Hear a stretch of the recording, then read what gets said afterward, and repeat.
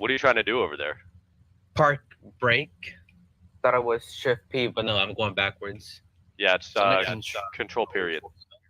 Yeah. That's why. I don't feel safe with you flying now that you didn't know that.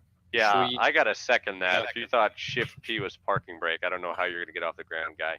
Do you know the difference between your throttle and your flaps? This guy's gonna open his door and think he's applying full throttle. Well, I'm actually not using mouse yoke. I'm using a yoke and action right now. Ah, good. You're not one of those scrubs that uses a keyboard. Yeah, screw those guys, right? Don't you use a keyboard? Yeah. Are we just waiting for more people, or are we actually gonna? Yeah, I don't really know. I'm just sort of sitting here awkwardly staring at Carlos. I didn't know if you guys had a flight plan. I was just gonna tag along. I got a new plane I'm testing out here. I actually Holy shit, stand by. know where we are right. Oh my god, What I just the got hell? body slammed by a 208 Caravan, and he's gone. Alright, that's one way to join the group. Where even are we? I have no idea, to be Somewhere. honest. This is kooky. The only thing I ate so far is 2 cookies this morning. The irony. To Sacramento, anybody? Yeah, let's do that. Never even been to California, so I have no idea what's even over there. That's right, Chief. We're gonna figure this out together. Okay, I'm moving forward now. Psycho, if I was involved in law enforcement, I would definitely be pulling you over by now. Sure, have you had anything to drink tonight? Probably. Roger that, carry on. Okay, so this is gonna we- be. Are we taking off? Are we rolling? I guess so, because I just All right, started well, rolling. Alright, and Potato. Carlos already went off the runway, but we're gonna pretend we didn't see that. I'm the only one with retractable gear, so I'm gonna call gear up. Me too. I'm just gonna spam my gear button. That's a negative, sir. You're in a fixed gear 172. Kilo, visual on you that. almost hit the other guy. I know, with- I already did actually. Went right into his tail. This is the worst power I've ever seen in this aircraft. Yeah, I don't You're know gonna- why. Are you confirming you're in a Caravan? Yes. What do you fill your fuel tanks up with? Milk? Alright. Carlos definitely just yanked up on the yoke thinking that would bring his gear up. No, I need you to go ahead because you have the GPS and I don't. I need you to lead in front. I need to follow somebody. I'll just tell. Already, because I can't even put it in anymore because wait, am I going west? Alright, that's or- great, Chief. Can you just get in front of me because I'm about to stall out here waiting for you to pass me. Look at us. We're doing the damn thing. Screw satellites. What's my altitude? They're all- 5,000. That is not something you want to hear from another pilot who's leading a formation flight. Where is my altitude? No, I got it. I'm at 5. I'm almost at 5,000. Yeah, I'm just saying, boss. Some things you don't have to transmit on the mic. Where's my oxygen? We're at 5,000 feet, so that shouldn't be a concern. So I heard You're one above of me? you guys were so-called lacking. Who are you? Who the fuck? Hey, the guy that just joined, can you be a controller for us? Hey, I have no experience with A2C, sir. Perfect. Me Just neither. spawn in at Sacramento and try your best. Keep in mind that you're dealing with the lead pilot that barely knows just enough to survive. Yeah, this guy just said, "Where is my altitude?" 5 minutes ago, so you'll be fine.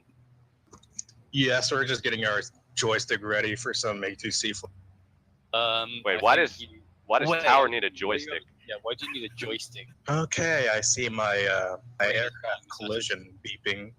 Radar contact, please. Climb and maintain 420 for a 90-degree approach. No. Down. I have no idea what the fuck that means. Safest procedure. So if we're at 5,000 feet, Wow. what altitude would you actually like us to go to? How about going 100, 5,100? No, 100 inches. 100 feet. Yeah, We can't- unable. I promise it's safe. We There have are mountains in below us. California. Well, Well, Mountains. that just sounds like a personal problem. We're all gonna die. Can we just get an altitude and heading assignment right now? That's something we could actually do. That's what I'm doing right now. I'm currently using my program called Chase Plane to float out of the tower and spectate you. Not Hacker. hacking. Hacks. Those CFG edits, though. The fuck is CFG? The configuration that you're Charlie monitoring. Golf. Yeah, come on, guy. I'm an engineer. I don't deal with this. We are I deal not with in good shape. I'm like 50 pounds overweight or something like that. What's next? I'm gonna be like, what does fuel low mean? All right, this is air traffic control coming back from a mother who wants me to eat, but I do not want to. Well- Please remain on course. Stay at your current altitude. You'll be fine. Roger that. We'll maintain 5,000 feet. Remain on course. Napalm 4. All of Napalms, can you guys squawk 7500 as it is the new VFR squawk?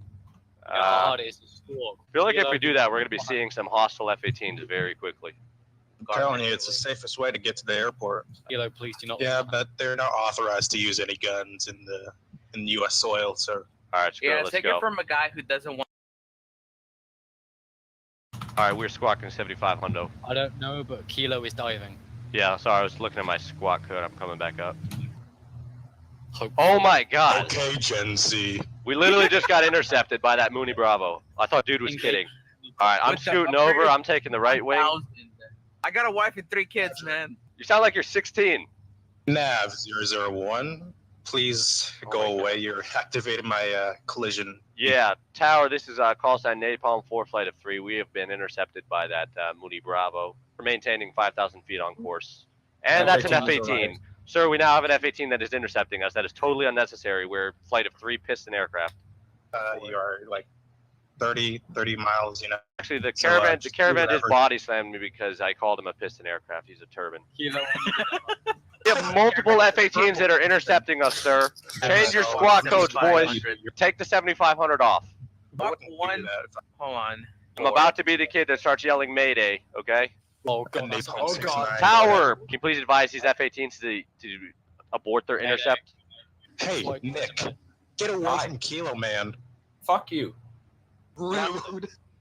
Unfortunately, I cannot do that as of right now because not really qualified for ATC. So who requested Amazon Prime at this moment? See me. You know what? That's actual mood right Was that a reverse burp? What the fuck was that? in Okay, the U.S. so the Mooney Bravo that Not intercepted us a second ago is now just kind of joining the group and is flying with us. So I guess he's just on our team now. Where's the I don't endorse How suicide. are we going I faster am than the totally F-18? trusted. Navy 001. You're currently going Mach 1 at this moment. What are you doing? 001? I don't endorse How suicide. is this guy is just trying to mate with us at this point? Napalm 4 flight of 3 to Sacramento. Flight of 4, you dumb fuck. Go ahead. Cool. Request full stop landing. Runway whatever. You are clear to land runway 16 right, which is to the right of you. 16 right. Napalm 4. Winds are 214 at 6.9. Sorry, 2 knots. Okay, I'm turning right. Everyone Oh my go- God, we are so high, dude. High is an This is what altitude. Maybe one of us is This is high in another way, but Hey Okay, man, I'm that's a going different down. issue. if you guys didn't go to never mind. Someone Yeah, called roger you down. that. I'm going down to 1,000 feet. Going towards the Dude, the taxi. runway's right in front of us. We got to go down to 0 feet. If you guys went to 500, like I said, this wouldn't be a problem. Tower Napalm 4, flight of 4. Just be advised. Napalm floor, clear to land. Clear to Land land 16 16 right. Napalm 4. You get the joke. Gear down. Full flaps. Okay. Oh, that's gonna be a disqualification for slewing. I have no brakes. Which taxiway? I see someone parked. in- The one that's after Alpha 11. Sacramento Tower, clear of 16 right, Alpha 13, requesting taxi to GA ramp. All right, clear to taxi to GA ramp via Golf Alpha Yankee. GA ramp via Gulf Alpha Yankee. We missed go. I'm Yeah, very going up skeptical if the- there's an actual yes. Yankee taxiway. Yeah, there isn't. Okay, there is not a Yankee taxiway, sir. Well, that's just Did you just make up those taxiways? unfortunately. I'm about to All right, Napalm 4 is just gonna taxi to the ramp on Alpha 13. Is that okay, Tower? Do whatever. Can we just get an A firm, Tower? You can get a B firm, not an A firm. All right, Okay. Tempur-Pedic. then my Tower, Napalm, we're just taxiing to the GA ramp on Alpha 13. Patrick, go ahead. Base is number 13. That would be because we just took the entire length of a probably 10,000 foot long runway. I don't know this airport, so I don't know where the GA ramp is. All right, well, I'm just gonna pretend it's it's behind definitely me. not directly at me. So let's. How did you even turn around that Shift quickly? P right now.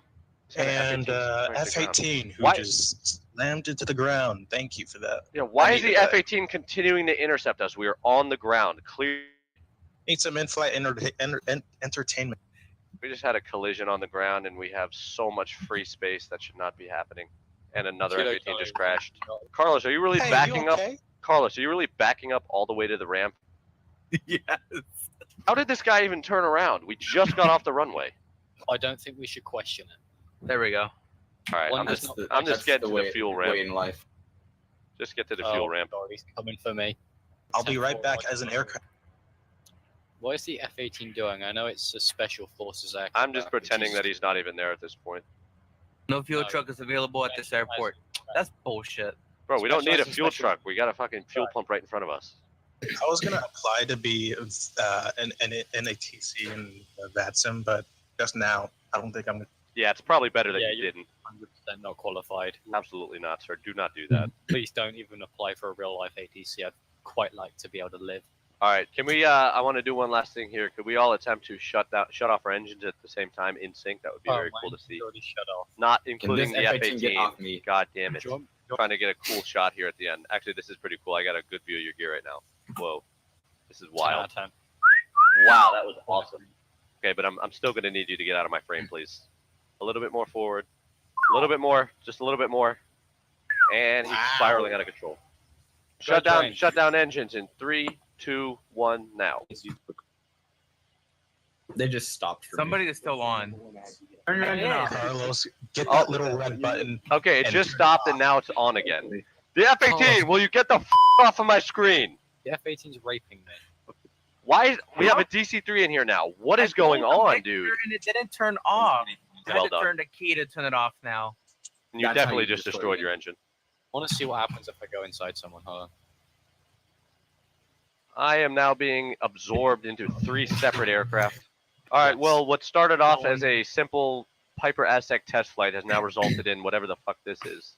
Going to the moon. And Used to he's be gone. alive, I'm coming back down. Oh my god. Oh my god, he just lawn darted directly on top of me. Just committed an astral. I literally saw sparks fly. And back to the heavens. And the other guy's going. Fuck it. Let's all go. Everyone ascend. How do you do this? The How do Lord I is do taking this? I'll us. race you guys to the. Yeah, Carlos, you're going to hell, buddy.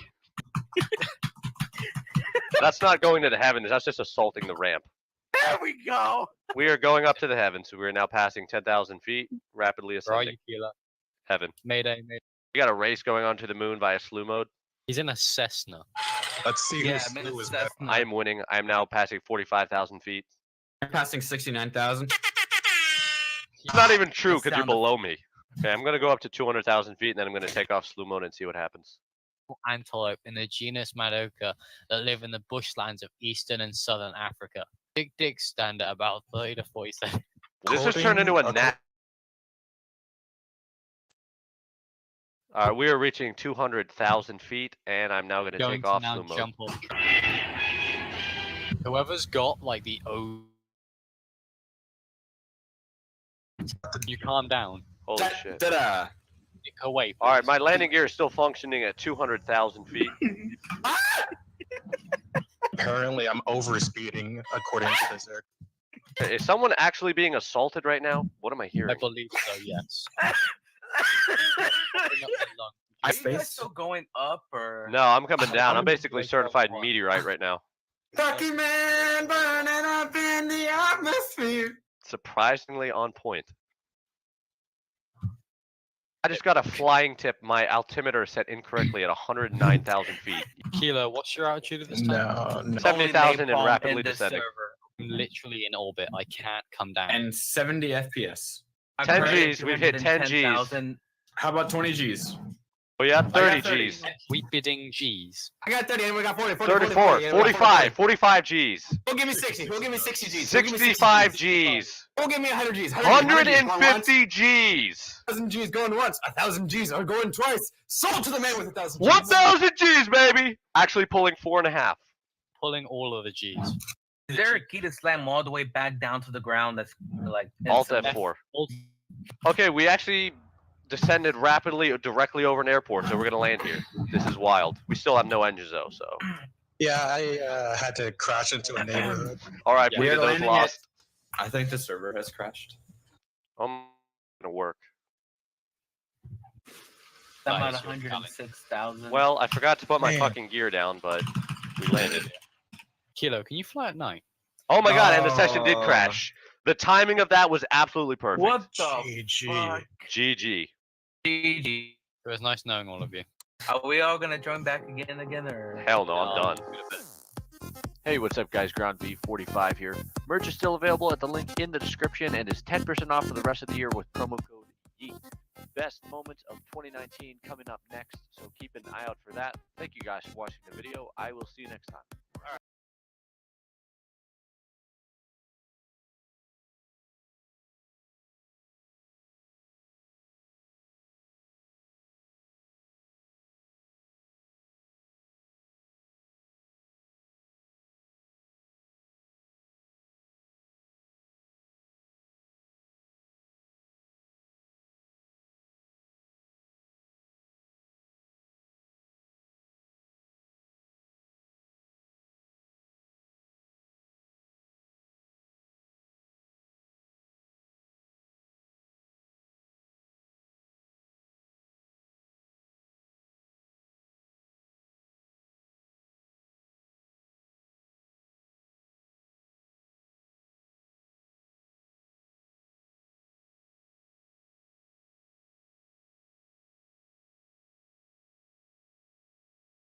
Of the moon remains a mystery.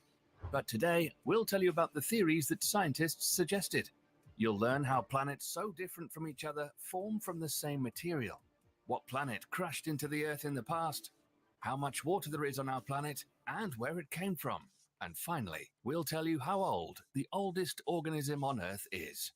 We prepared the story of our planet from a clump of dust and gas a few miles in diameter to the appearance of life.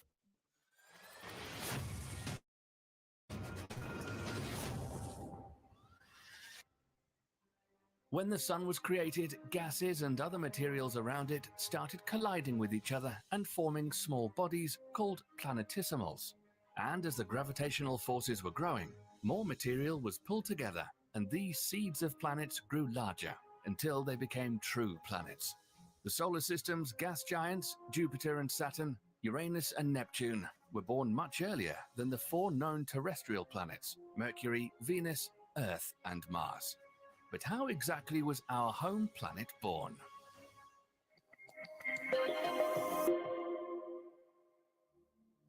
The Earth's story started about 4.6 billion years ago in a disc-shaped cloud of dust and gas rotating around the early sun. And we know it was that long ago because of the fossil record, one of the most simple methods to determine the age of our planet. Scientists were able to find zircon crystals that are roughly 4.3 billion years old. So far, these crystals are the oldest materials found on our planet. But how exactly our planet was formed remains a scientific mystery. However, there are two leading theories on planetary formation.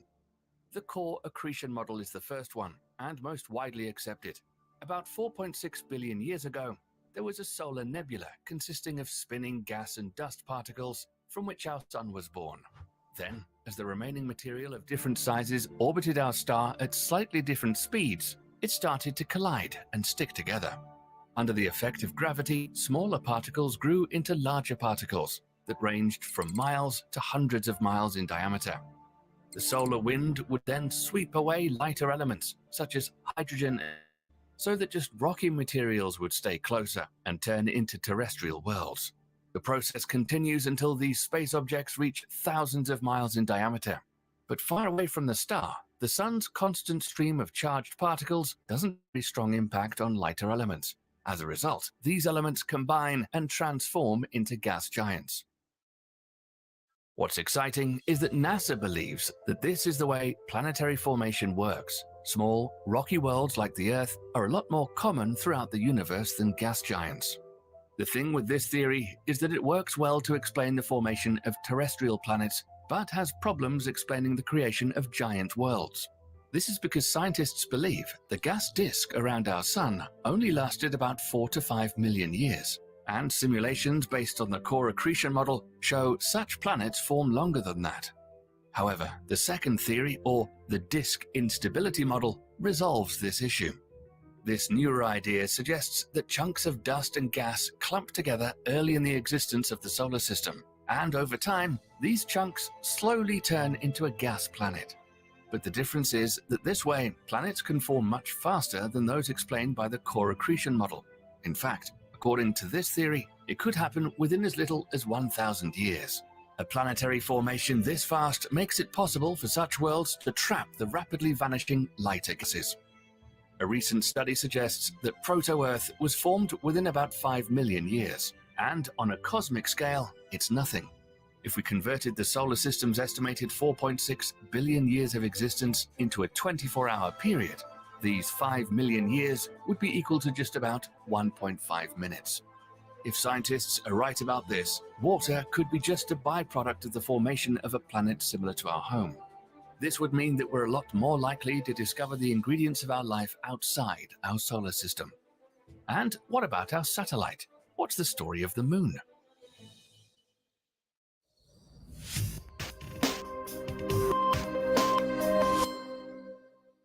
Astronomers have proposed many hypotheses for the origin of our satellite, and some of them are quite bizarre. The fission theory suggests that the moon was once part of our planet. When the Earth was still a hot ball of spinning lava, it may have ejected the material our satellite is made of now. While most scientists remain skeptical because of how fast our planet must have been spinning to make this happen, it would have been a breathtaking phenomenon to observe. The capture theory is yet another interesting idea, suggesting that the moon could have been captured from a different part of the solar system. We already know that some worlds have gained their moons in such a way. Perhaps before it was attracted by our planet's gravitational pull, the moon was orbiting Venus. Still, this wouldn't answer the question of why the Earth and the moon have almost identical oxygen and isotope ratios. But the next theory could. Some astronomers think our satellite was created side by side with the Earth. The idea is that both were formed at about the same time, from the same gas and dust, and at the same part of our solar system's protoplanetary disk. The theory is called co-formation, and it fits because of the isotopic similarities between the two space objects, but at the same time, it cannot explain the difference in the size of their iron cores.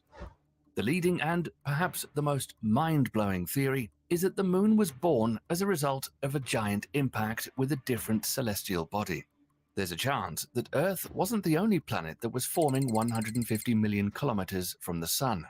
Earth's creation may have been accompanied by another planet dubbed Theia.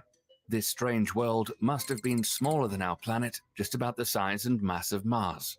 At first, it could have had a stable orbit, but as Earth increased its mass by gathering more material, Theia's orbit was destabilized, and so it swung back and forth towards our planet until, eventually, the two protoplanets collided.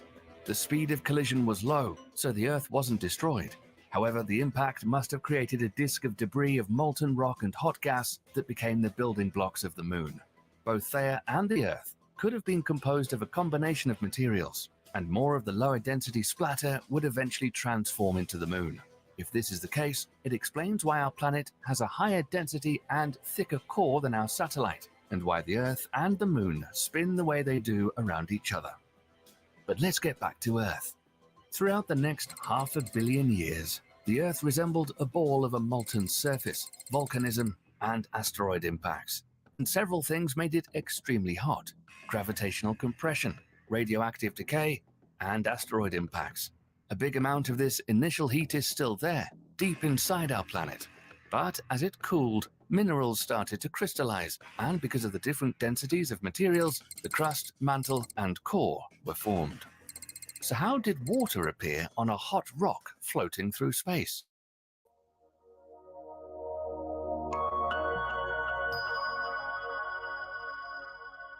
Oceans cover more than 70% of the Earth's surface. This is 1.386 billion cubic kilometers of surface water or ice. But the fact that there's more liquid water on our planet than any other known rocky world in our solar system isn't fully understood. And as with the Earth and Moon, there are several hypotheses as to how water appeared here. One likely reason is extraplanetary sources, such as comets, trans-Neptunian objects, or even protoplanets. There's actually a lot of water in our solar system. 2/3 of Uranus and Neptune, for example, are made of ice. So if our planet was born hot and dry, then water must have come from somewhere else, brought by icy comets and asteroids. Comets are made of dust and ice, with most of that ice being frozen water, so they might be the clue.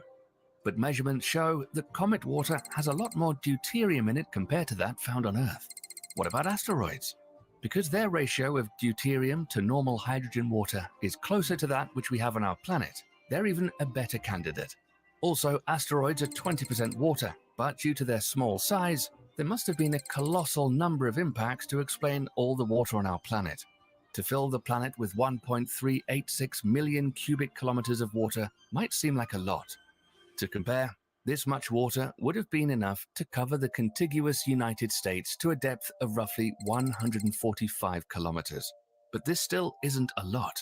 In fact, water amounts to only about 0.02% of our planet's mass.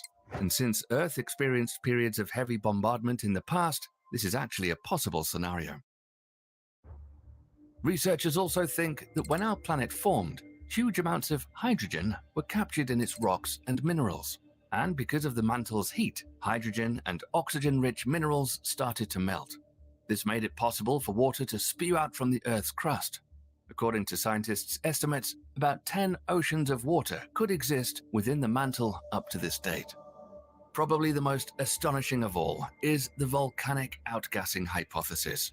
According to this idea, water may have come from volcanism. In other words, it was always there in the form of minerals with oxygen and hydrogen hidden beneath the crust of our planet, and volcanoes only helped it break free as vapor. It originated in volcanic eruptions, then condensed and fell as rain. Scientists think that all volcanic eruptions contain some water vapor, and that it may have been enough to account for the Earth's surface water. This still remains an open question, but whatever the case, with water, there often comes life.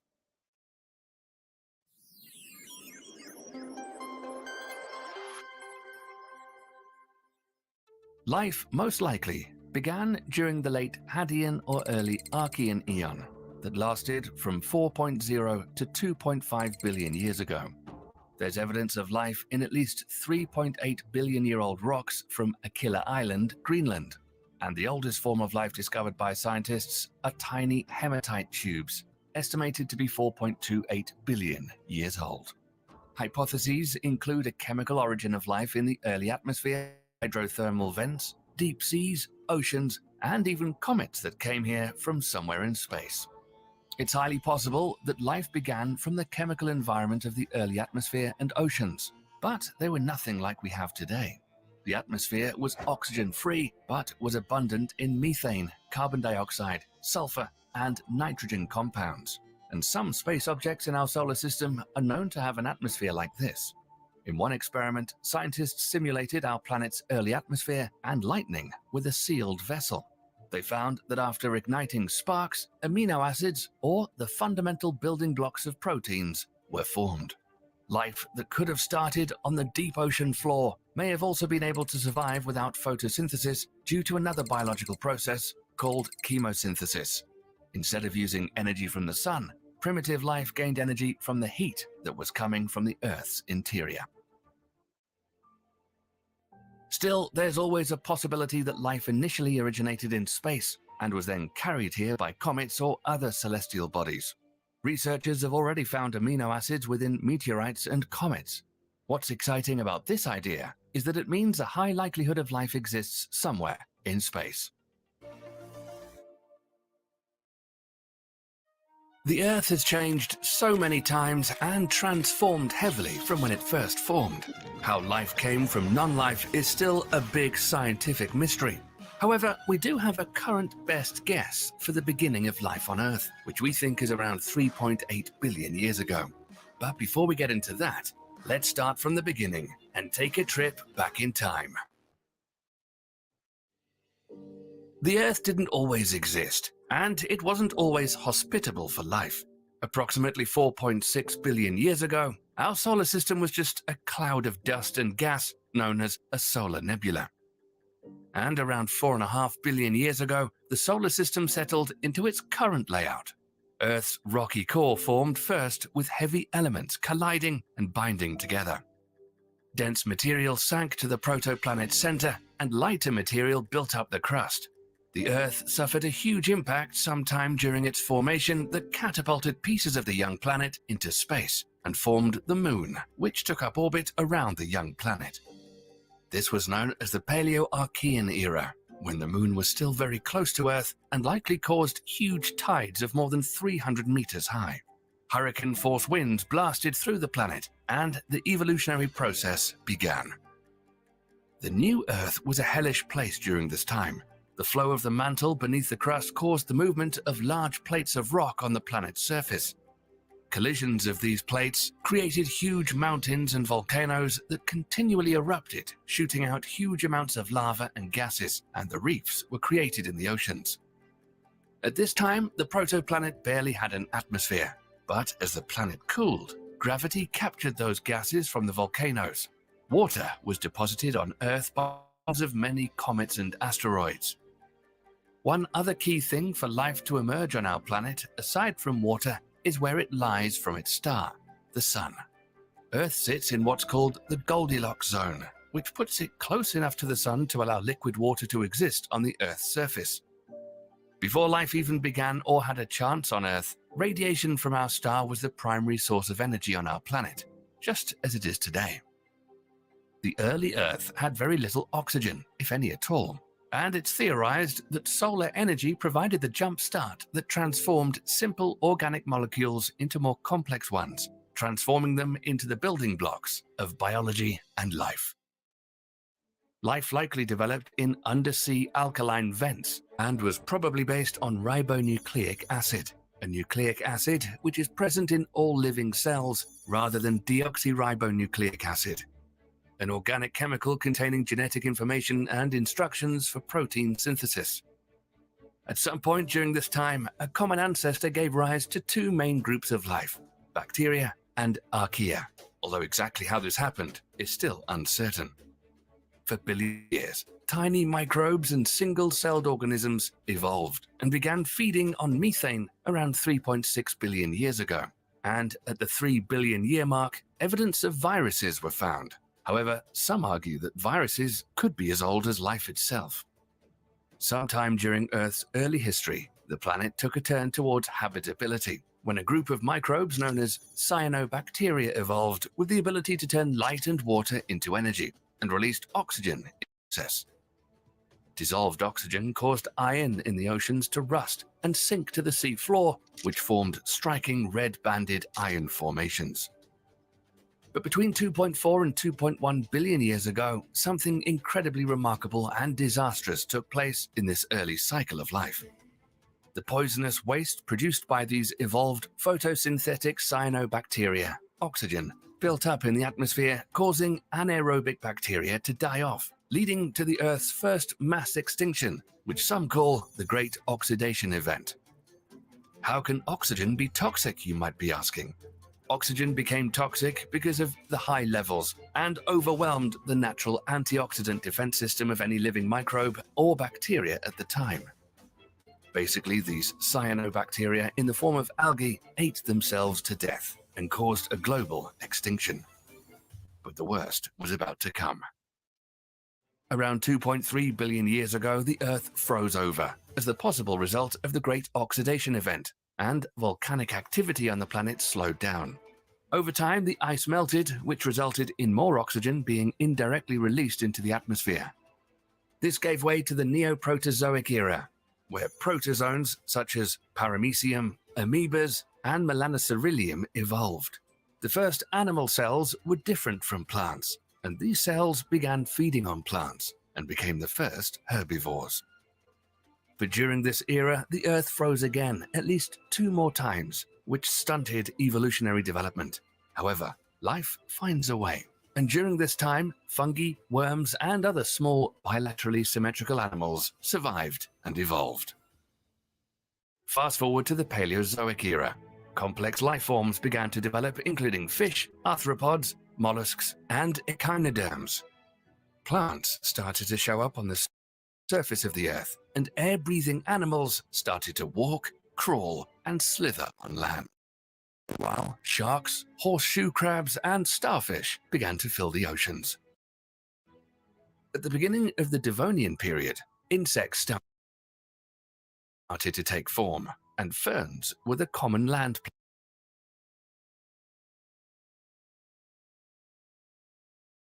plant. A prehistoric, jawless fish with bony armor called the cephalaspis, and crabs, large sharks, hagfish, and ratfish evolved.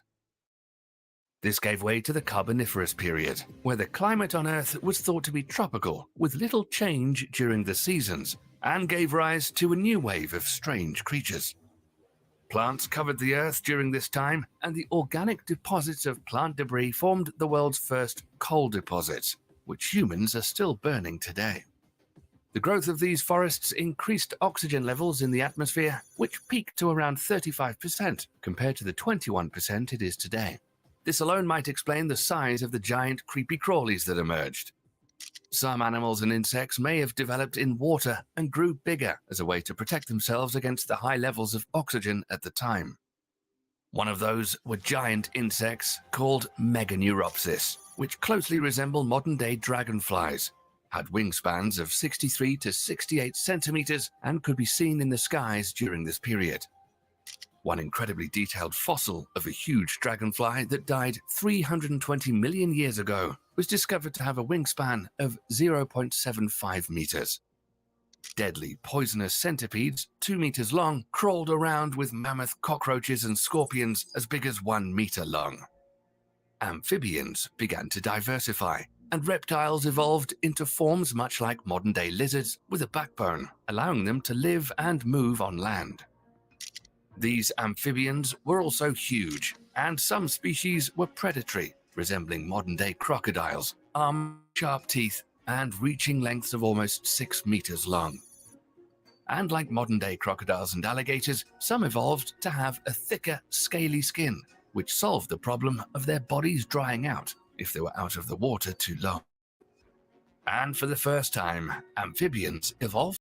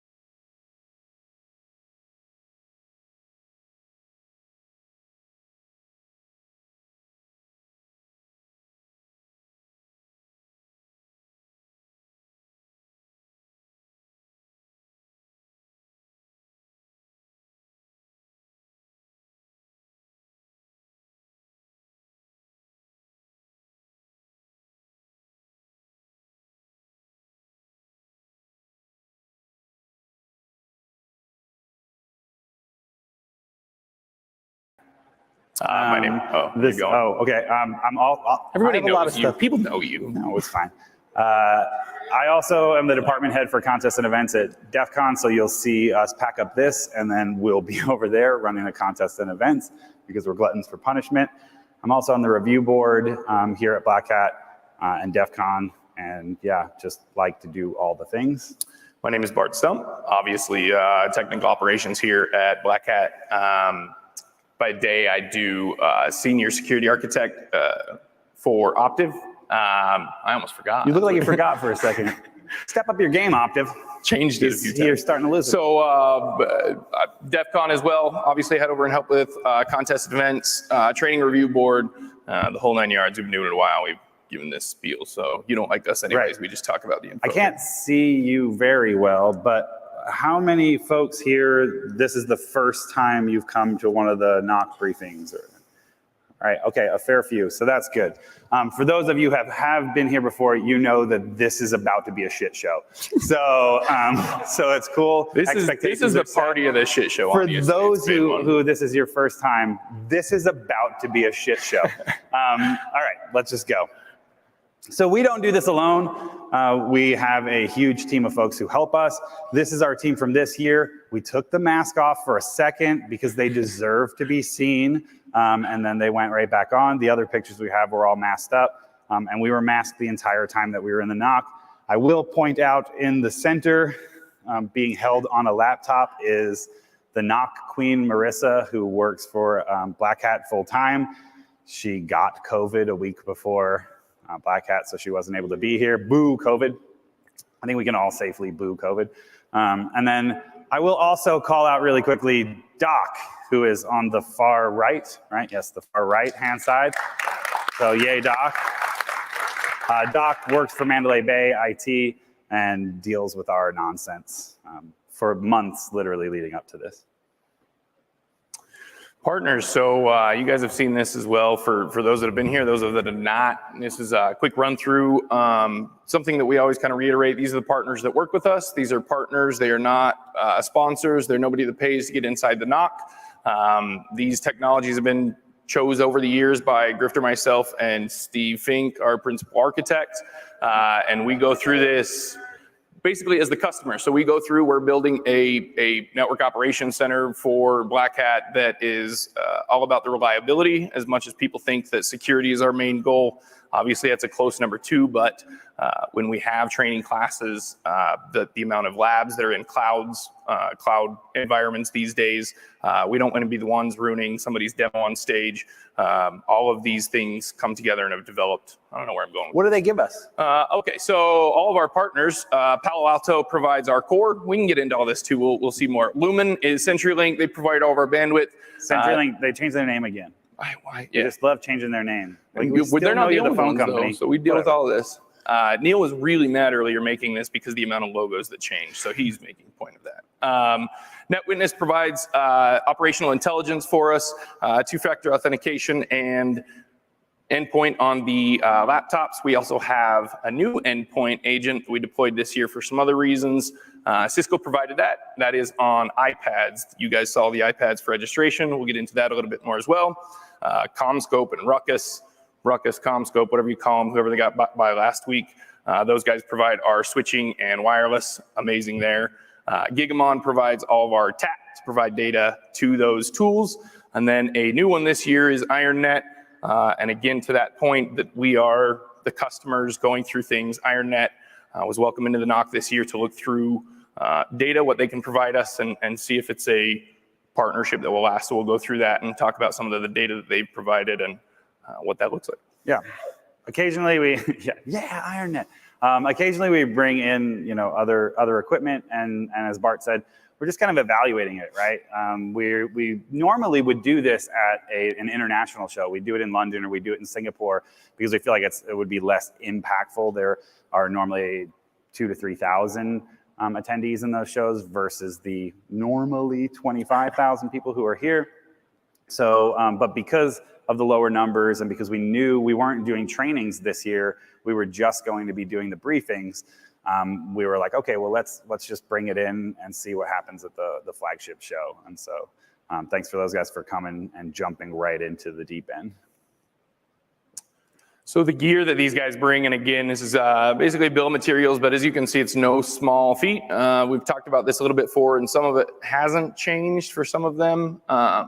The first years with NetWitness, we had literally like 2 pallets worth of gear from them. Things have kind of lightened up that way, but just a quick rundown.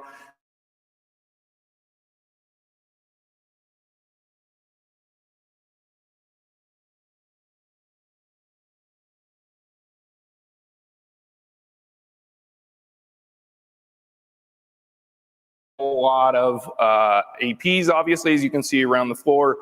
They provide all of our switching as well. We replace the switches in the IDF as well as the MDF. Again, if you don't know, we only use the cables in the walls basically here from Mandalay Bay. Oh yeah, I forgot to say that.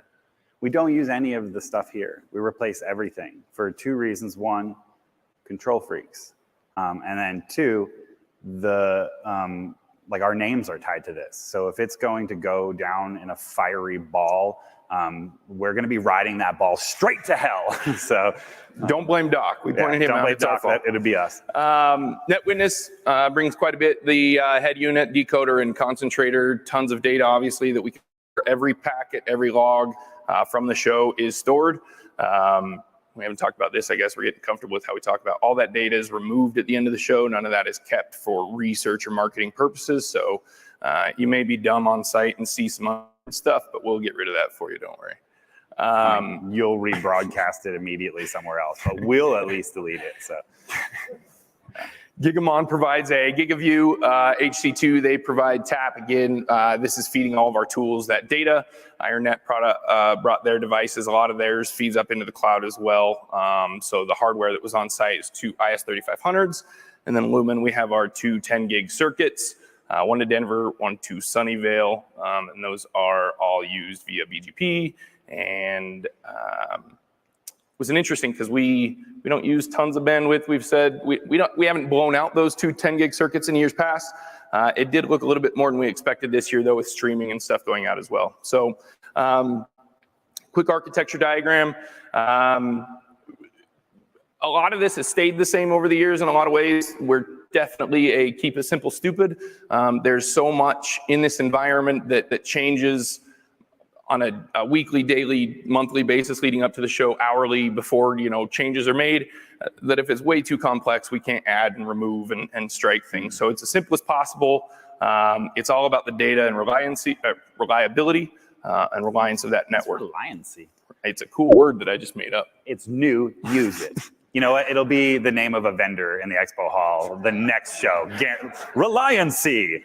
We always walk through the show floor to kind of see what's out there, do our due diligence. And this year there's some names for sure. Interchode. Okay. So we have a lot of dashboards that are in the NOC. Normally you would see those just by being able to come in and walk through, but we made a decision this year very early on to close the NOC, right? We were just like, we're not gonna have thousands of people going through. For selfish reasons that didn't come to fruition anyways. Right, 1, you don't get to breathe my air. And 2, you don't wanna breathe my air. And so we were like, yeah, let's close it. That will allow us to require vaccination for everybody who's going to help out in the NOC. And since the NOC is closed, then we'll be able to take off our freaking masks. Didn't work out. COVID. Yeah, so we wore masks the whole time and we closed the NOC. But normally, like, people come in and they're like, are you actually looking at stuff? What are all these things? They're not just, shiny things.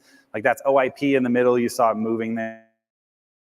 The green traffic is TCP, the red is UDP, ICMP shows up as white and looks like starburst if somebody's scanning, or the traffic will get larger. You see different things where the more traffic that's being passed, it's a quick visual indicator of different hosts on the network and how much data they're passing or what they're communicating to, which will then give us an idea, do we need to go look at that? What's somebody doing?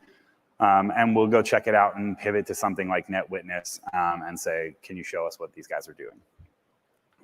There are a lot of dashboards, some dashboards here from Cisco.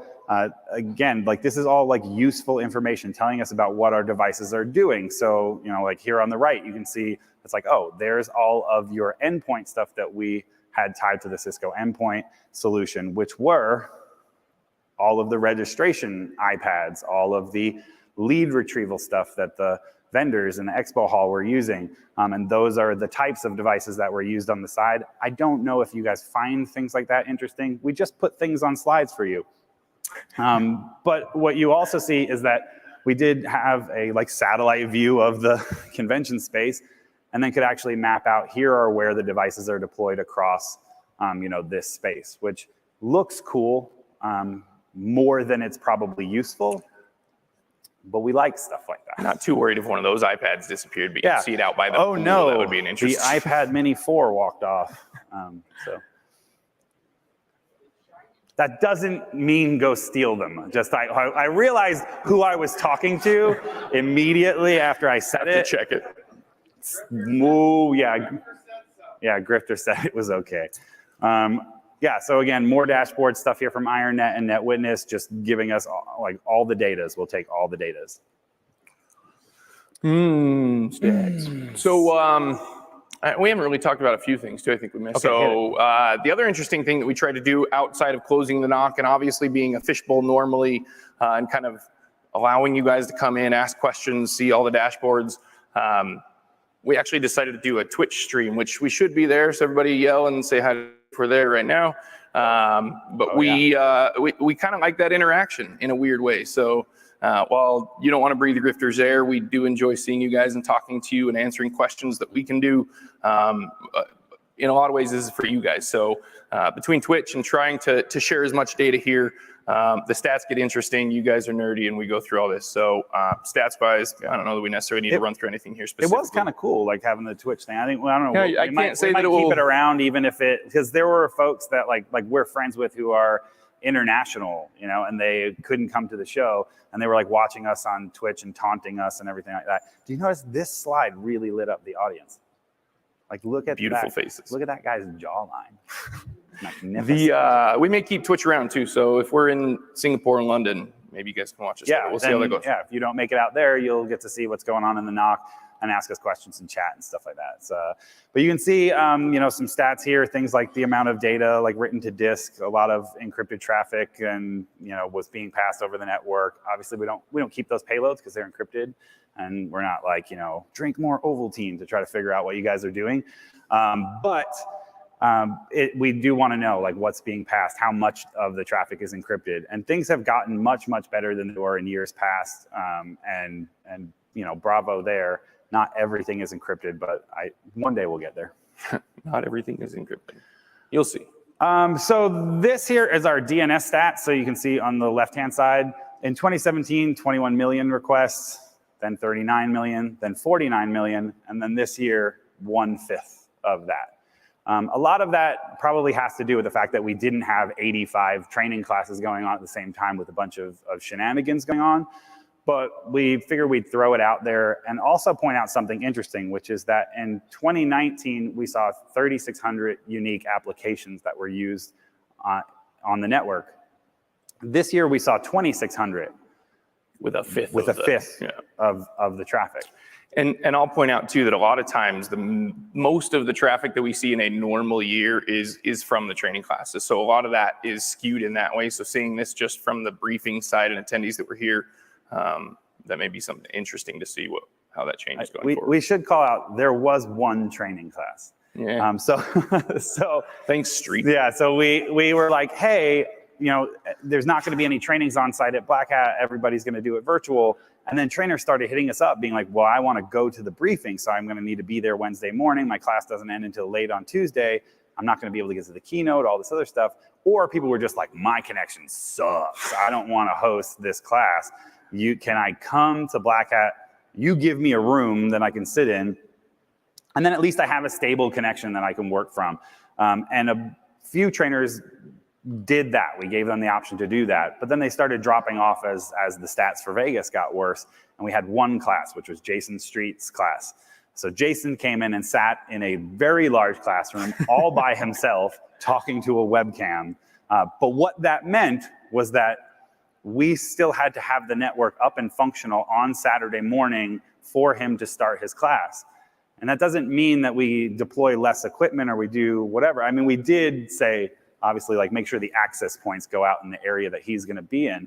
But it meant that we still had to have everything up by the time that class started. So we were here, well, switches started getting deployed last Monday. We showed up on Thursday. Well, Finco showed up on Wednesday. We showed up on Thursday, and then everything had to be up Saturday morning. So one class or 100 classes, the network has to be deployed. I love the titles. They're always the best. You're the internet welcome. is inside of you. It's inside of all of us, especially if you went down on the show floor. So this is an interesting one that, so over the years, Mandalay Bay has actually provided the wireless for any of the booths on the show floor. That was just something that for us, that was a little bit much to handle, all these guys coming with requests, et cetera. But then as that got a little bit more crazy and we started kind of expanding our hold on the network, if you will, throughout the wireless channels were getting pretty insane down there. So we that Mandalay Bay actually turn off their wireless down there. We take it over, have more control over the channel, let Ruckus do their thing, make sure that it's designed and working as good as possible. It was an awesome thought. The thing about all TV into them now. You're not there yet. Save it. Huh? You're not there yet. Save it. We're not. We're done. No. We're jumping in. So this, though, on the show floor, some of those came from that. Some of the show floor networks came from some of those beacons. But anyways, we saw over 550 active wireless networks at one point on the show floor. And In the a RF 60 channel second. utilization, anything over 75% is ridiculous. And you can see some of those in pink. It's considered unusable at that point. We've got more data here to come into the Roku things, but the show floor was getting a little insane with the wireless network. So this type of data and seeing how that works and how we solve that problem is coming. Is that pink to you? That's purple to me. I'm colorblind. Why are you going to call me out up here? Yeah. You don't know the difference between pink and purple? I learned something new about you every day, Bart. We've known each other 16 years. I didn't know you didn't know the difference between pink and purple. All right. But yeah, and that is a 60-second snapshot of the expo floor this afternoon.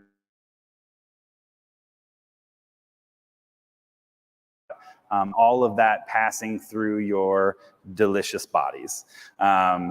The internet just flying through. Who knows what went through you while you were down there? Disgusting. You'll see coming up what might have gone through you.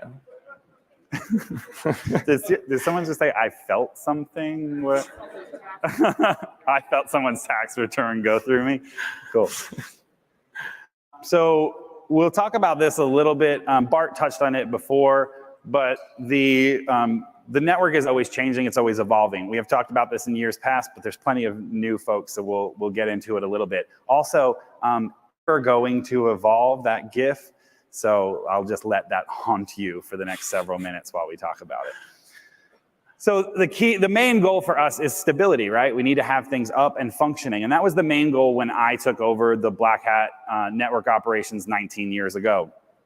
The early years of Black Hat were very, very Wild West. Like everybody attacked everything.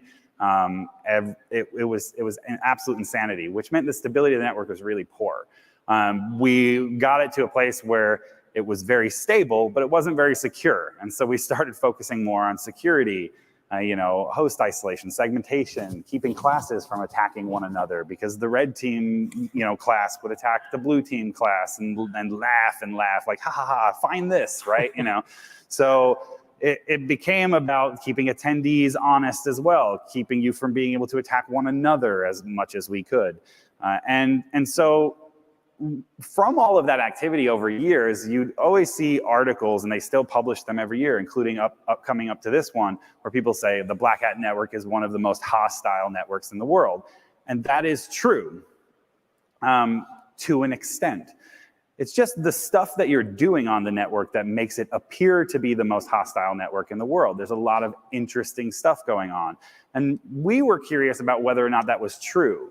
And so we said, okay, well, let's do some hunting, right? Can we go in here and get some visibility into it? Start pulling logs from all of our different sources, grab full packet captures, endpoint from the places that we could, and start looking into that. And we were like, oh, wow, yeah, it is bad.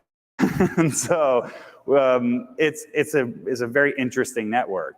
That when we were on there looking around, we obviously started seeing signs of different types of malware and malware activity going on, and quite a bit of it. And so we're like, well, let's look deeper. Let's take a look at these different variants, find out what they do. Let's interact with this thing. So we started doing sandboxing.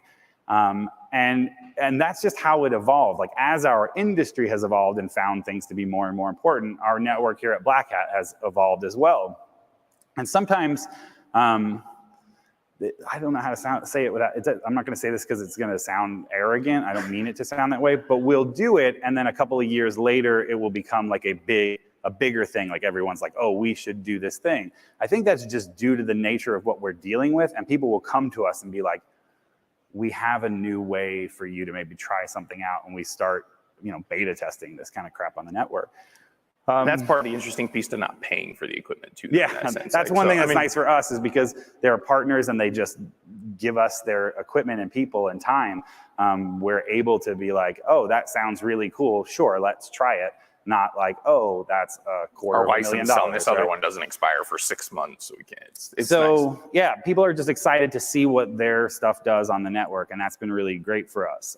We added identity and access management stuff probably at this point about 10 years ago or 8 years ago, when we were working with a vendor who, with the best of intentions, was making changes to their configurations and doing updates to their devices that they had brought into the NOC, and unfortunately caused an outage in the morning for training classes that was about the longest outage we've ever had at Black Hat. And so we were like, well, we can't allow, even though they're partners and we do have this like certain amount of trust, we can't trust that everything is going to go well. And we would have never approved the changes that they were making. And so now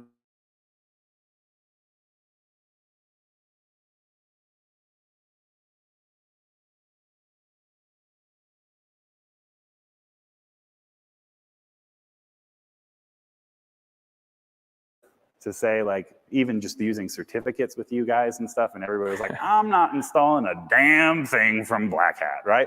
So we don't expect that you're gonna go out and deploy endpoint agents on all your devices, but we do have some of our own, and that's the registration stuff, the lead retrieval stuff, and we were like, well, let's get something on there as well, and that's been really nice.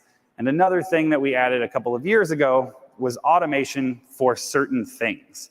I don't know, do you want to talk about this? I feel like I've been talking a long time. You have been. So the automation piece of what we do, and SOAR is one of the big things as far as automation that we've been doing for a little while that seems to get interesting. And again, not as an arrogant way. It's nice to see that and see some of that technology come and let us play with it before it's really out there, if you will. So between the Threat Connect, NetWitness, and Palo Alto, Cisco, there's a whole slew of things here. We get the data, seeing whether it's clear text, confirmed malware, or crypto mining. We get the data of the endpoint. That data is passed on through APIs to put the user device in a group. So they are then presented with a captive portal when you hit any clear text web page after that. As you can see, it's nothing crazy. We're not asking for credentials, but we'll let you know what we saw. So if that's, again, the 3 that we actively do right now, if we see any clear text account credentials, malware, or crypto mining, we'll let you know. You can come visit and see if there's anything there. Here's a quick acknowledgement of what again, the way that happens, the flow. Basically, I'll show in there that there's a kill switch, if you will, so we don't get a 500 false positive group of users that are added to that group, and then all of a sudden everybody gets a captive portal, and that would not look good on the Black Hat network. To some extent, we wanted to make sure that at least didn't look bad in any false positives, so we approve each one of those groups that gets added in. But there's your automation. There's some other flows that we're looking to do and add to the network. But as far as this goes, it's been hopefully helpful to you guys to see anything if that's there. But we also don't want to break anything. So if you're intending to mine cryptocurrency while you're here, then you at least know that we saw it and you can keep doing your thing.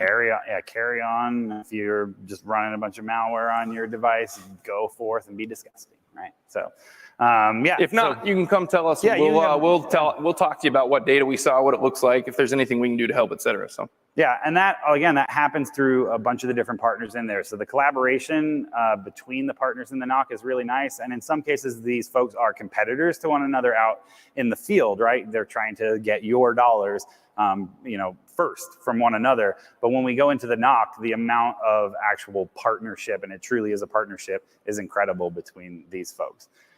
All right, it's story time. So if you were here in 2019, you remember this slide because it's the exact same slide.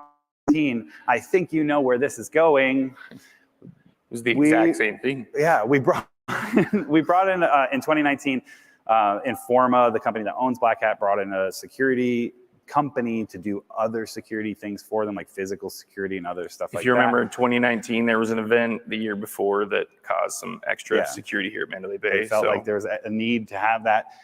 But this company that they hired had sent out the full security plan in the clear over the Black Hat network. So they got on the Black Hat network and then sent everything in the clear, including what the badge colors were, what all of the volunteers' t-shirt colors and what they were going to look like, all of that stuff. Well, they're back and they're doing it again. So nothing learned in 2 years. It's too bad. We let them know. They were like, oh, we didn't send the file yet. Ha ha ha. And I'm like, you still didn't fix it though. So don't send the file. So yeah, so like I said, it's like we like to point out where even like we fall on our face, and even if it is a third party or whatever, it still kind of sucks. But we dodged the bullet of having this year's entire security plan sent across the network in the clear. And while that's the story that we talk about, there are tons of clear text credentials as well. We get emails and all that kind of stuff. So I dug into this story a little bit and ruined it, I guess. You didn't ruin it. It's okay. So as far as the smart devices on the floor, again, we saw in that 60-second span, 550 different networks. One of the issues that we had the very first morning of the show floor, the morning of the show yesterday morning, while everybody, the vendors come in a few days early, more than that in some cases, and build out that show floor and all the booths, and while stuff, so the TVs that they're showing stuff on, et cetera. All of that gets fired up in, sequence in some way, different groups of vendors starting their stuff up. Well, in the morning when everybody came in, all of those TVs that had Rokus, all the cell phones, all the laptops, everything connecting, it was basically impossible for anything to talk because there was so much communication, so much RF in the show floor. It was very hard for you guys. But as you can see, again, that channel utilization, they say over 75% is unusable. And as you can see, that's not good. Yeah, it's quite a bit. Yeah, so it's, it's interesting when, again, there was 522 different networks, right? And then everything jumping on all in one day. Like we DOSed ourselves. And that's not really something, I mean, how do you solve that? Turn off the TVs, right? Don't bring smart TVs maybe until, that's an interesting one that, we hadn't really seen run into that way even a couple of years ago. And maybe the smart devices weren't as crazy. I don't know if it'll get more, but yeah, it was pretty hectic down there. Wrap the TVs in tinfoil. That'll do it. Yeah. I promise you it'll do it. So this was interesting. We always talk about, so the things that happen as far as how we approach the security of the network or whether or not we block things or not is really that we let a lot of things go. We let a lot of things go because we don't want to be responsible for, we don't want to be the demo gods who crush a demo. And we also don't want to stop something in a hallway, even if you're just sitting down with one of your friends on a bench and you're like, check out this new thing, or you're working on a tool and you're like, let me show you what I'm doing. We don't block a lot. What we do block is if we can basically confirm that it is a genuine attack against the public internet, right? Because people learn things in classes or from a stage and then like, I'm gonna go try that. And so they immediately start firing that off at the internet. If we see that, we'll stop it. If we see what looks like a direct attack on another individual here, then we'll stop that. Or an attack on our infrastructure. So if we see something that's coming directly at us, then we're like, well, that doesn't make any sense, so let's kill that. In this case, we did see some traffic from Russia where they weren't even trying to hide. They were just hammering, trying to get at our reg server, trying to do remote code execution, going after it. And we're just like, what? And looking at the reputational data on it, it was bad. Like it was actually like something that we had to care about. And so, we put all the blocks in place and did everything, but we're just like, wow, like just gloves off. Like not even, but again, not even trying to hide it. Dave's not here, man. So again, interesting stuff in the way that people try to do different things. So we had someone from a mobile device try and DDoS from that mobile device, which again is interesting. Just DOS. It was only one device. A for creativity, I guess. I don't know. That's. Dave was wandering around, and his host name was David's iPhone, so that's why we know it was Dave. We know what AP he was on, and we thought about running down and just yelling that David should stop. We never found Dave, but he was definitely trying to do some DDoS from an iPhone, so that's unique and interesting. Thanks, Dave. Yeah, we didn't find Dave, so he's still out there wherever you're at, Dave. But like we do things like that. Like we have gone into like training classes and been like, you know, attacking, you know, an actual public website is still illegal. Like even at Black Hat, like we'll do that, and then you'll see some like that traffic will stop, right? So sometimes just yelling like, "We can see you," like makes people stop. It's So- also an interesting thing, I guess, to tie back to the automation. This is a big reason that we actually started doing some of the automation. So we'd run in the back of training classes when we saw any of that. Oh, you're hosed. You should turn that laptop off, kind of thing. But once they were out of the training classes, I mean, I have an IP address and kind of know where someone is in a hallway as far as the AP or wireless goes. But we wanted to be able to give some of that data no matter where you are, and that's hence the captive portal. So that would have been interesting. We could have just said, "Hi, Dave." Hi, Dave. Dave wasn't there though. All right, so this one, it was interesting. What clued us into that, it was something that we should care about. This was, again, from the IronNet stuff. So they got a very high score on like, this looks like it could be bad. And upon investigation, It was. Well, for that guy, it was. So somebody basically jumped online to get some video editing software.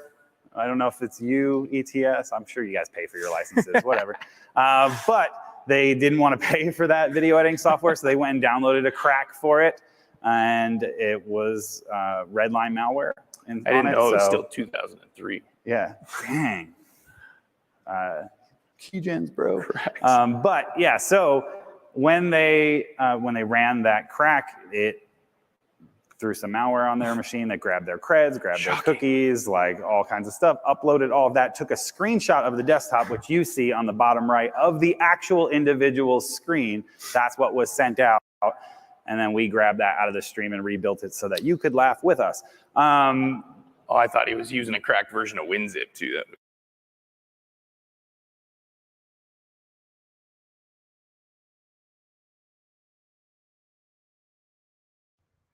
All right, Skycloud Papa Sierra, we just got cut off by a P-51. We're gonna still land though. 5 pops here, Roger.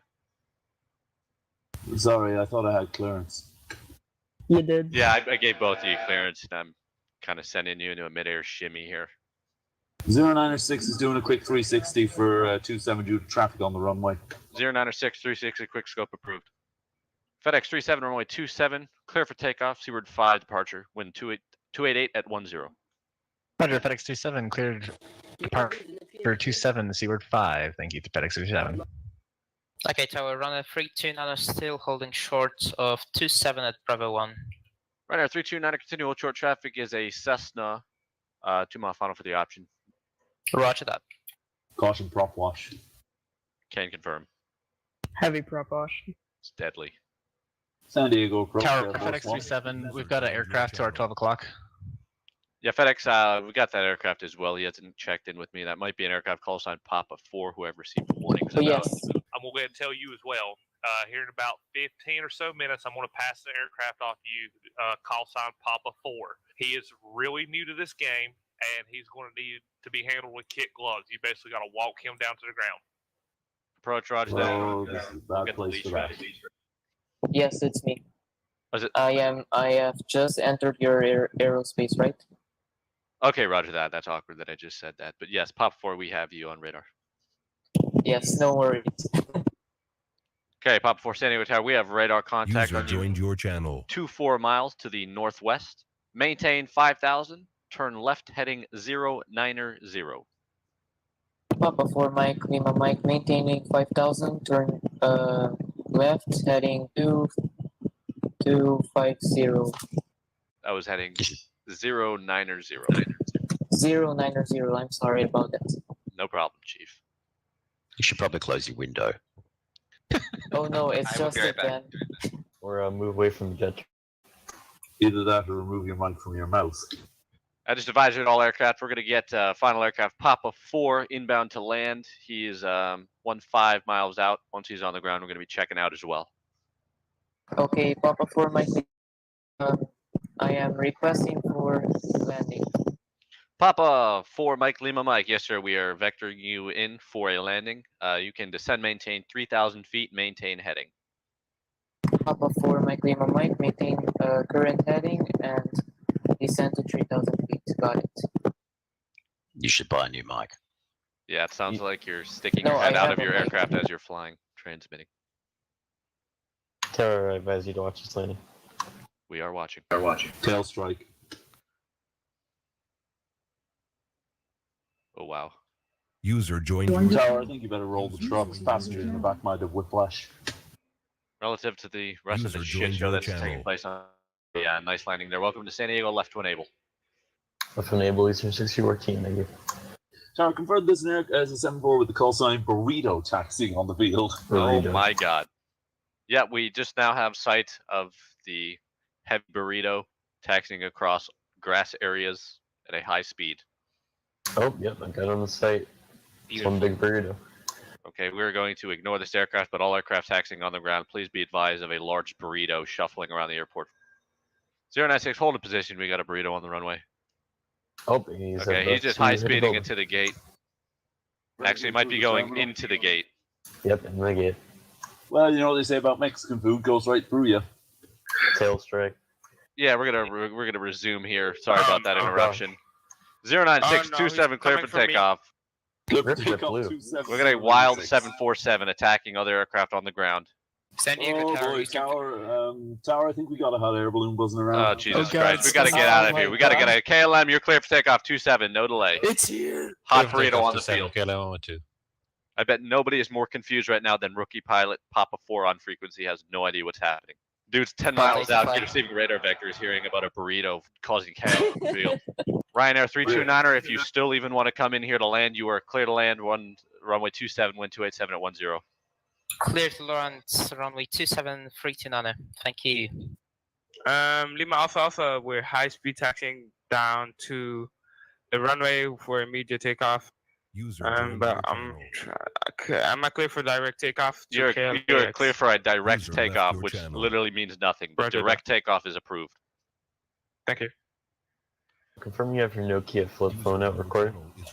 That is confirmed. We just had a... Oh my god. I can't even describe what the CRJ is doing. Eastern 5636 taking off runway 27. San Diego Tower is about to get hit with the fattest class action lawsuit of all time. San Diego Tower, this is Delta 465. Get me the hell out of here. Delta 46527, clear for taxi, takeoff, high speed taxi, and takeoff approved. High speed taxis approved. High speed, highest of speeds. 737 still has his doors open while push backing. There's an F-18 on the runway. I'm not trying to hit him because I have crash on. You might want to just all up right now, yeah, 'cause you got about 10 seconds left to live. Okay, Air Force One, you're being tailed by a 737 doing about 55 knots. Papa 4, Mike Lima, Mike, requesting Oh dear God. Papa 4, I am so sorry about this. Right turn heading 270. There's an Papa aircraft 4, right carrier turn on the 270. Please Excuse me? What did I just right hear? turn for heading 270. There's an aircraft carrier on the runway. Ryanair, get off. I'm coming out. You can't tell me what to do. Lord have mercy. I don't care what you say. I'm taking off. Okay, that's fair. Assert your Air Force dominance. 1 is rolling, about to squash the Cessna. Yeah, Cessna's about to get trampled by 747. Prayers up, boys. That was close. Rest in pieces. Yeah, he's gone. Just got the wood chipper treatment on engine number 2. We have an issue. An F-18 almost hit me vertical. Cry me a river, bro. A Cessna just got sucked into a 7.4 engine. Okay, never mind. Okay, all Just- aircraft, just- yeah, all aircraft famous only short of Southwest. 27. You are clear to issue yourselves your own takeoff clearance. This is officially cancer. Tower's just Eastern- spectating at this point. Play in the stands. You know, One will contact NASA. Yeah, sure, it's guys. kind of sad that we literally just made Tower give up being Tower. I got one aircraft that I'm trying to get in here, and then that's going to be a wrap. Papa 4, turn right heading 300. Stay until I Papa 4, land, right please. turn 300. Papa 4, if you could please advise when you have the airport in sight. Yes, sir. I will advise you when I have the Air Force 1 airport is going inside. down. Air Force 1 is going down. Thank you, sir. Tower runner 329 requesting to shut down engines. Eastern 60 work team requesting high speed Oh my takeoff. god, it's One boy. Quebec Sierra requesting to eat my snack. Snack consumption is approved. Once we get out. okay. I just saw a Millennium Falcon fly by. Is this Thank Star you. Wars now? Did I just hear the burrito guy check in? Oh my god. That was Y'all heard that, right? Why did that sound so real, though? Spoilers. Chewbacca, that is approved. I can confirm Millennium Falcon Air Force 1 is going down. Okay. Who is that 7-4 who's taxiing across the runway with his like ass in the ground? Oh my god, that 7.4 is dragging his ass along the ground. I thought you were Tom, can you put me on a exaggerating. hot air balloon about 25 miles out He from was the airport. actually tracking his ass on the Oh, ground. did someone in a hot air balloon just check in 25 miles out? I thought you Tom, were can you put me on a exaggerating. hot air balloon about 25 miles out he from was the airport. actually tracking. Yeah, just call me in 3 hours when you're getting close.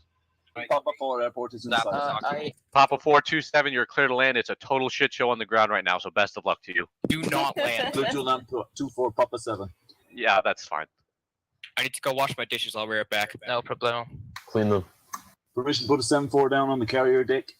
Yeah, what's the call sign there? We just want to track you in. Air Force 1. Of course. What else would it be? Our co-pilot just died. 10 out of 10. I have Thank no you. words for this right now. Sounded like he was constipated. Okay, Yeah, we got that's a 747 that is piggyback riding a 737 on the taxiway right now. It's the circle I of can't life. confirm. That might be an attempted mating Yeah, right there this is between two how, Boeing aircraft. We're making a 787. Yeah, this is how Dreamliners are born. That's science. Not in my Power, look at Christian the flight runway sim in front of server. you. You're about to. Yeah, that was me. Sorry. My Christian flight sim server. And 747 bouncing All backwards aircraft across the versus ramp. God's- God has God left the of war. server. Beautiful. God is always accurate. There is a plane in front my of me. shit. Okay, Papa Yes, 4 my is shit landing. holy. Thank you for Papa noticing. 4, the last. my gosh, And a he's. 747. Yep, the 747 Oh, is dear colliding with him God. on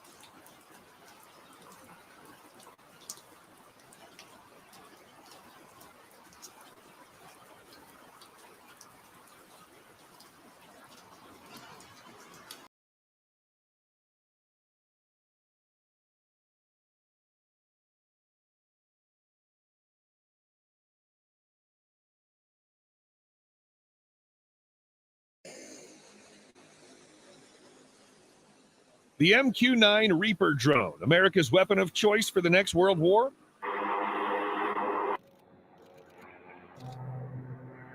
The Air Force MQ-9 Reaper drone will live to fight another day, or thousands of days, due to a clear service plan to employ the platform for at least the next 15 years. The General Atomics MQ-9 Reaper, sometimes called Predator B, is an unmanned aerial vehicle capable of remotely controlled or autonomous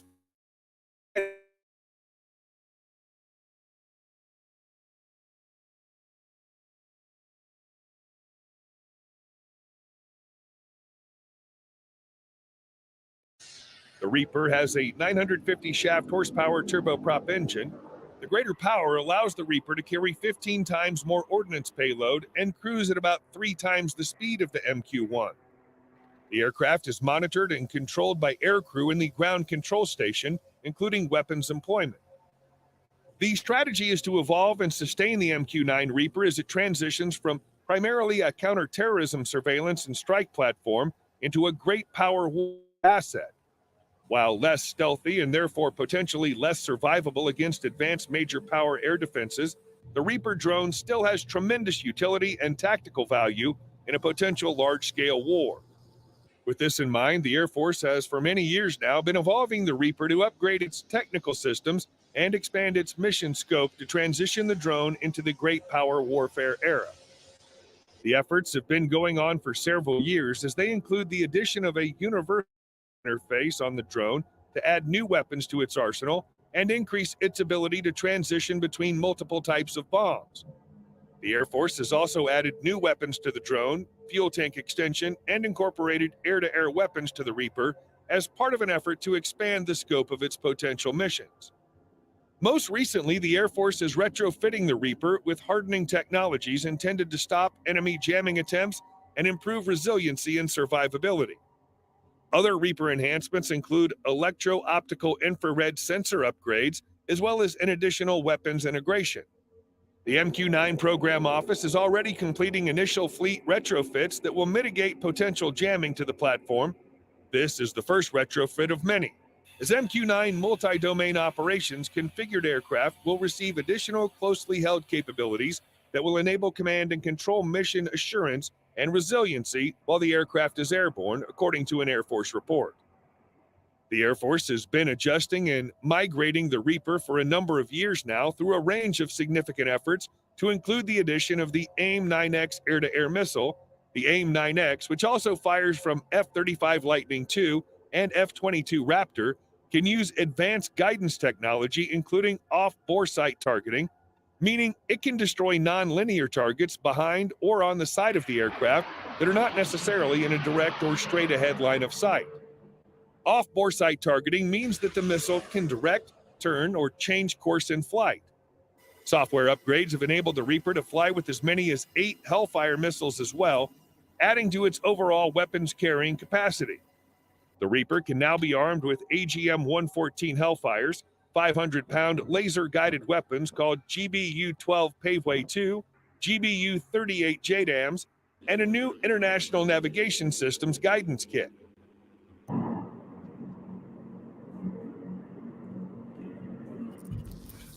The Reaper gets F-35B-like capabilities.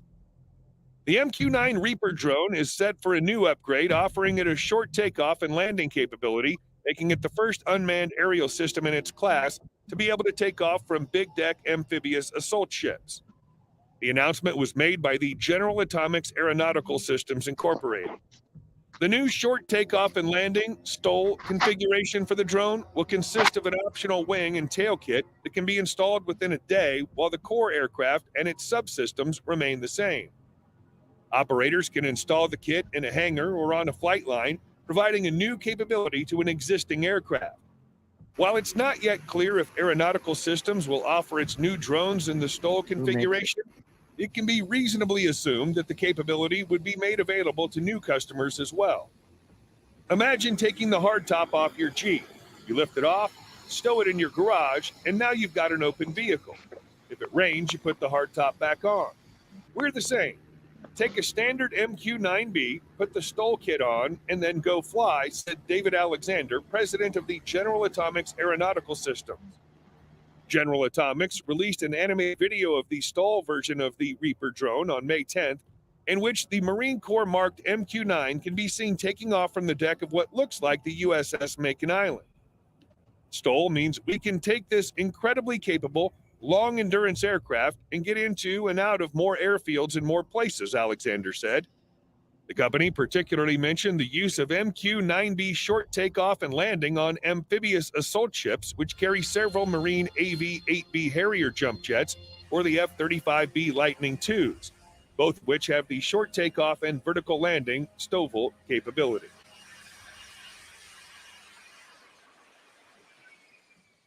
The America-class amphibious assault ships are just 844 feet in length, requiring aircraft to either take off in a very short space or be a vertical lift aircraft like helicopters.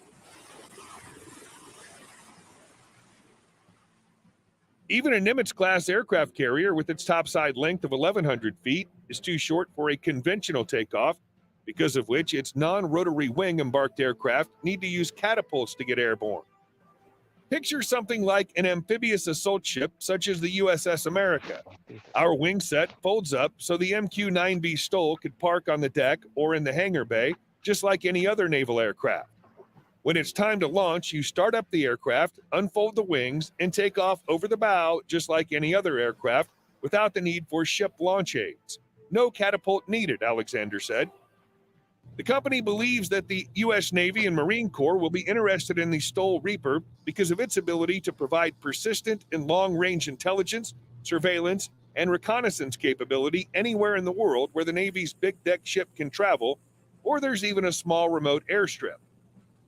By the surveillance umbrella of the amphibious ships, we can also host kinetic capabilities that would act as the first line of defense for Navy ships, Alexander said. They don't have anything like this right now.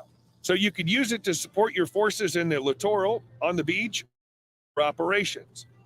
The latest version of the MQ-9 is powered by the Rolls-Royce M250 turboshaft engine. It's equipped with a high-resolution electro-optical infrared nose-mounted MTS-B sensor and can carry an eagle-eye long-range synthetic aperture radar with moving target indicator capability, signals intelligence, and communications relay packages, as well as a host of other capabilities through bolt-on pods. A Reaper could be an effective wide surveillance platform, providing coverage over large areas of the ocean for long periods.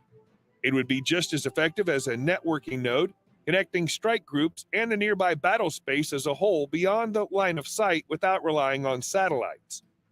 So, considering the vast expanse of